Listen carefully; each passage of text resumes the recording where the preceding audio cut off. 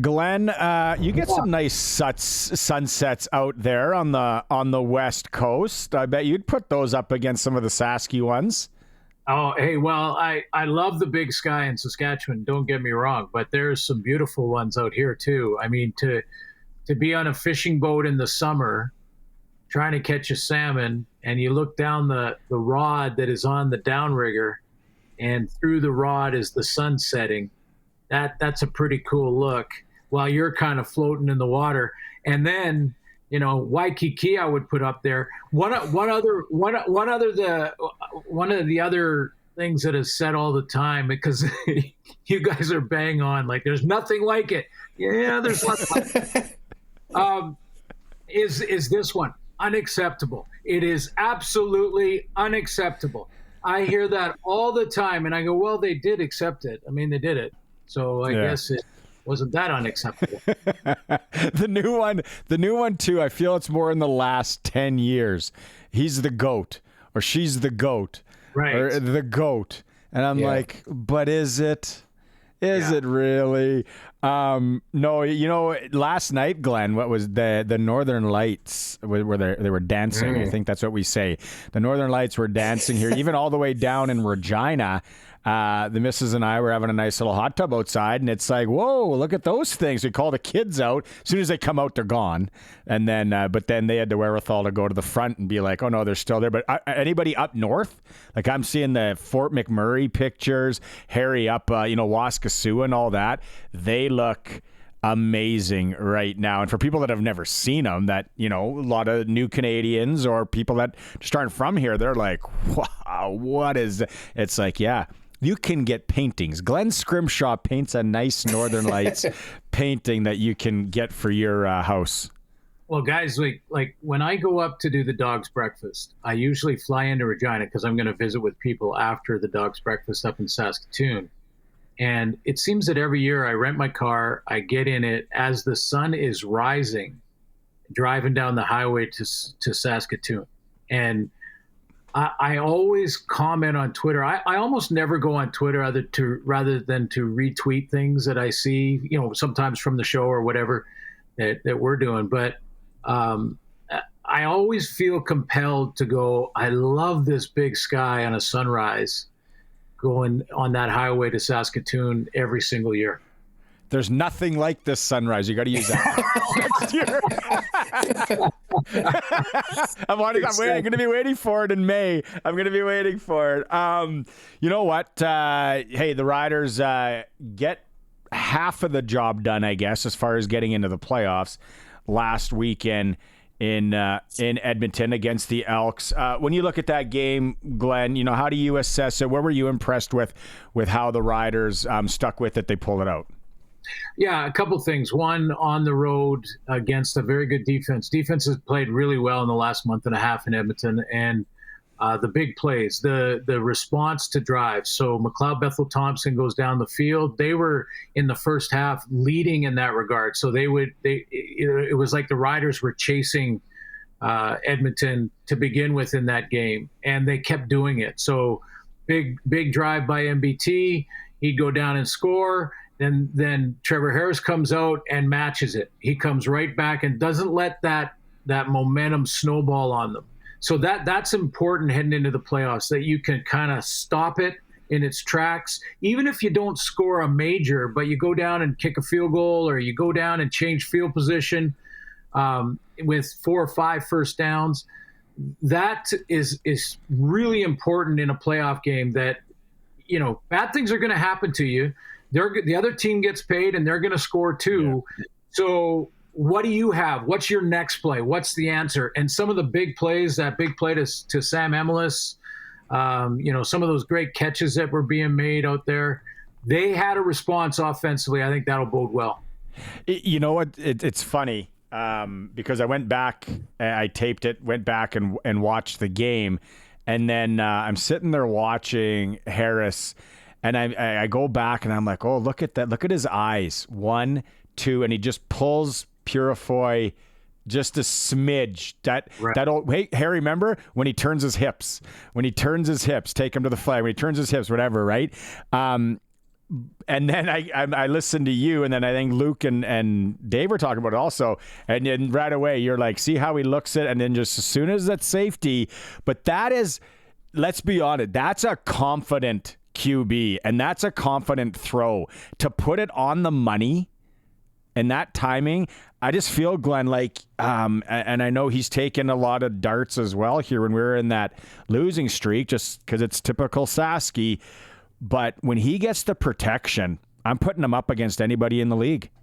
Yeah, about a month and a half ago, we were talking about Trevor, and they were struggling at the time and in that losing skid. And, I watched him. It was like a half, and I can't remember exactly who they were playing, as a matter of fact. But I thought, there's not a more accurate pocket passer in the league.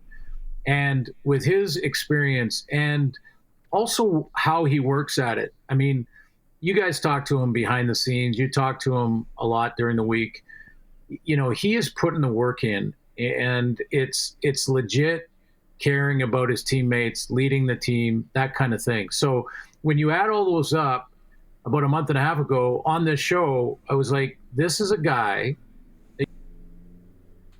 He's taken the team to the promised land before. This is a guy you can get there with.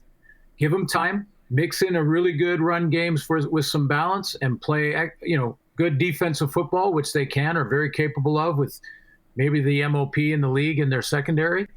Yeah, here's what it is, though, guys. Here's a challenge for the fans, isn't it?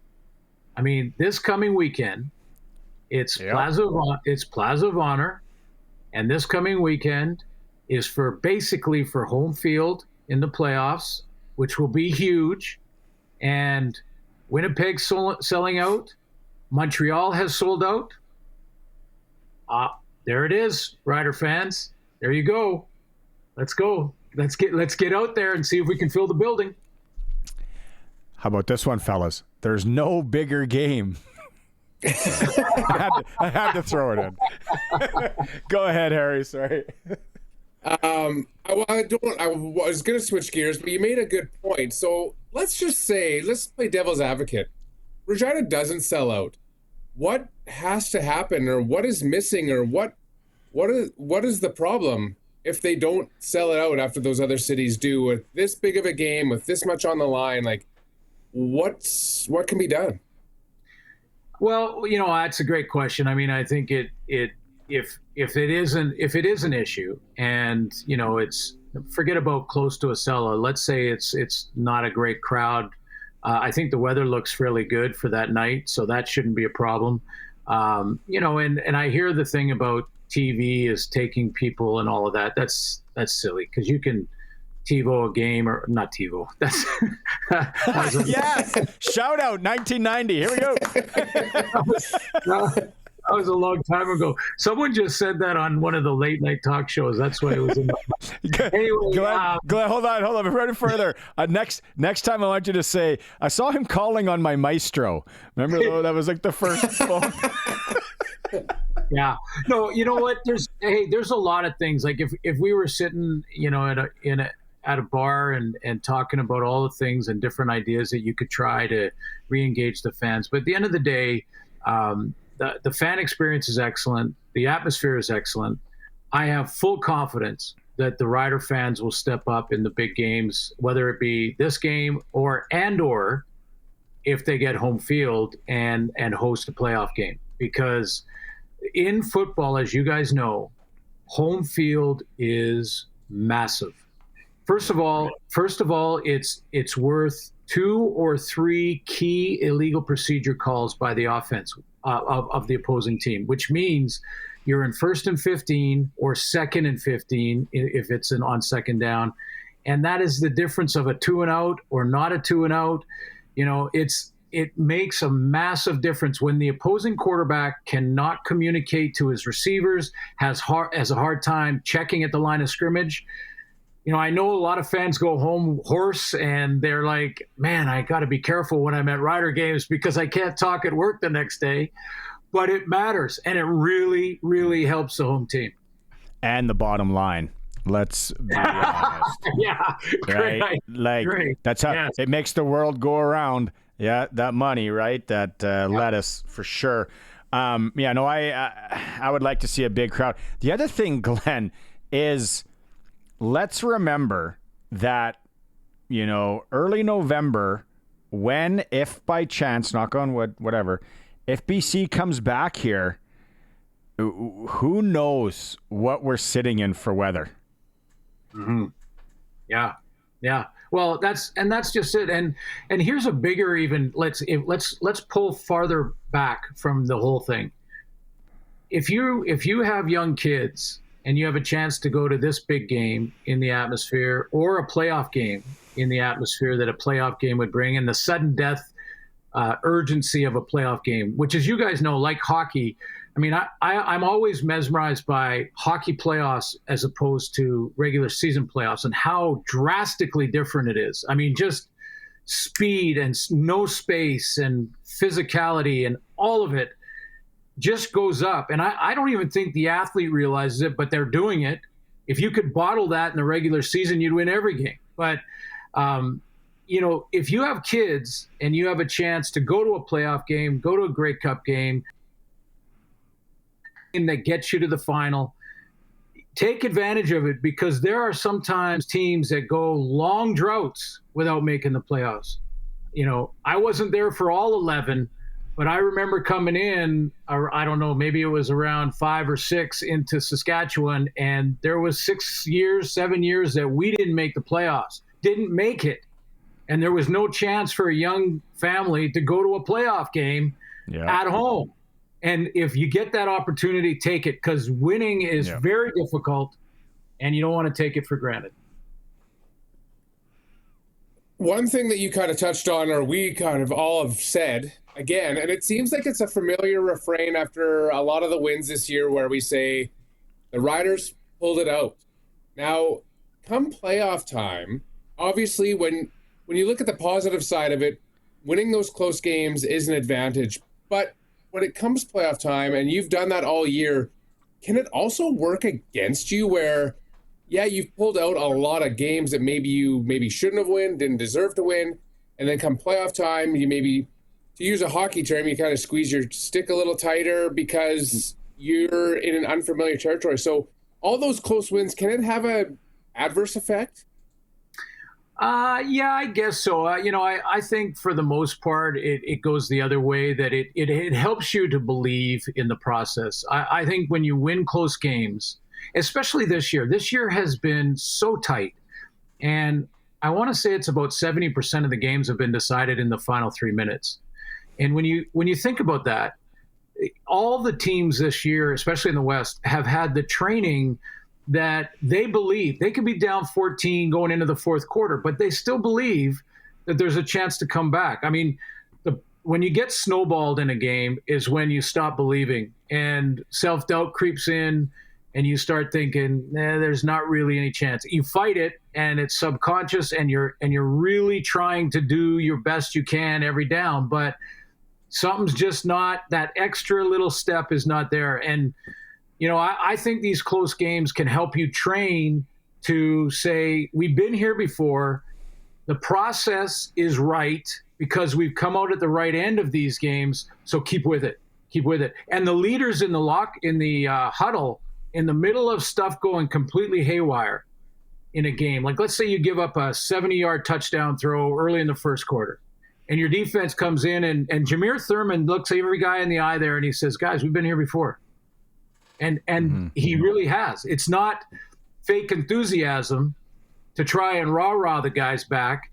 It's real. They look them in the eye and they all go, yeah, we're good. And they keep battling. So, I think that belief system that is built because of those close game wins, I think that can really help them. I'm going to keep the Plaza stuff for Thursday, Glenn, because that's Plaza, and then we can touch on it on Thursday. But I wanted to ask you, before we let you go, what do you think is going to happen in Edmonton?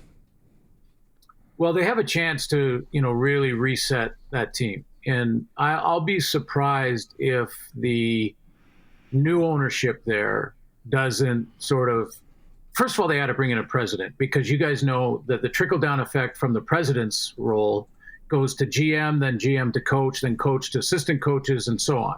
So until they hire the president, which I'm hearing they're very close, maybe in the next couple of days, maybe it's as we get close to the end of the regular season, but they're down to a few guys, I think, and they're getting real close on that. And then we can kind of understand what they're going to do. But the writing, to me, has been on the wall with regards to Trey Ford and just that the current coaching staff, the current, maybe even G. Roy Simon as a GM, I'm not sure how much they believe in Trey Ford.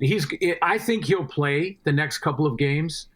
But if you're him, who's becoming a free agent at the end of the year, how do you feel about the fact that in the last 2 games, he wasn't even considered as a starter? Mm-hmm.